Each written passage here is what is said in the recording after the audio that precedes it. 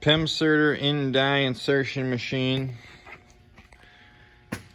I put a piece of metal in there so you can see it can vibrate up. Alright. I'm not really sure what I would hit.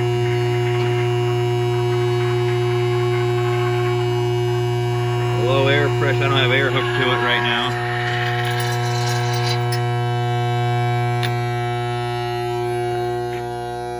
Vibration bowl works.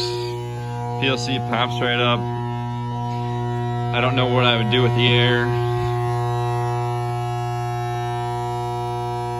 Runs off 110.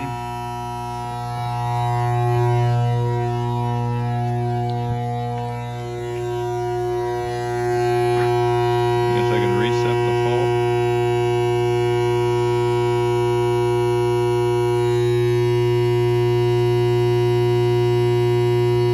I don't have air, so I'm not going to be able to clear that fault, but she works.